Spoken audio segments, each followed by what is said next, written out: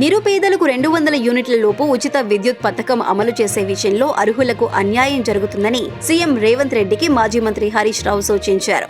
తెలంగాణ రాష్ట్రంలో 200 యూనిట్ల లోపు విద్యుత్ వాడుకునే వినియోగదారులకు ఎలాంటి బిల్లు వసూలు చేయవద్దనే ప్రభుత్వ పథకంలో జరుగుతున్న పొరపాటు వల్ల లక్షలాది మంది అర్హులకు అన్యాయం జరుగుతున్న విషయాన్ని సీఎం దృష్టికి తీసుకువెళ్లారు.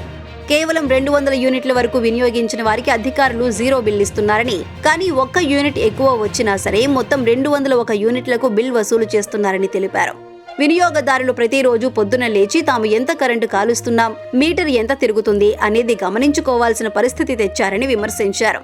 ఫ్యాన్ వేసుకోవాలా వద్దా, లైట్ వేసుకోవాలా వద్దా అనేది మీటర్ రీడింగ్ చూసి నిర్ణయించుకోవాల్సిన దుస్థితికి పేదలను నెట్టడం బాధాకరమని విచారణ వ్యక్తం చేశారు. కాబట్టి 200 యూనిట్ల కన్నా ఎక్కువ కరెంటు వాడినప్పటికీ పై యూనిట్లకు మాత్రమే బిల్ వేసే విధంగా నిబంధనలు రూపొందించాలని కోరారు. 200 యూనిట్లు దాటితే 200 యూనిట్ల వరకు అయ్యే భారాన్ని ప్రభుత్వమే భరించి మిగతా యూనిట్ల ధరను వినియోగదారుడు చెల్లించే విధంగా బిల్లింగ్ వ్యవస్థలో మార్పులు చేయాలని విన్నవించుకున్నారు.